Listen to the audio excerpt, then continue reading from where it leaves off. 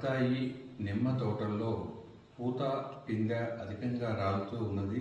దీనివల్ల రైతులు ఆందోళన చెందుతూ ఉన్నారు. అయితే ఈ పూత, పిందె వాతావరణంలో మార్పుల వల్ల కానీ లేదా పురుగులు, తెగుళ్ళు ఆశించడం వల్ల కానీ రాలే అవకాశం ఉంది. ముఖ్యంగా ఈ పూత, పిందె రాలటం నివారణ కోసం మార్కెట్లో లభ్యమయ్యే ప్లానాఫిక్స్ అనే మందు 1 మిల్లీలీటర్ 4.5 లీటర్లకి చొప్పున కలిపి పిచికారీ చేసుకోవాలి. లేదా 2,4-D అనే మందు 1 గ్రాము 100 లీటర్ల నీటికి చొప్పున కలిపి పిచికారీ చేసుకోవడం ద్వారా పూత, పిందె రాలటాన్ని నివారించవచ్చు. అదేవిధంగా బత్తాయి, నిమ్మ పిందె దశ నుంచి కూడా ఎక్కువగా మంగు మచ్చలు వ్యాపిస్తూ ఉంటాయి.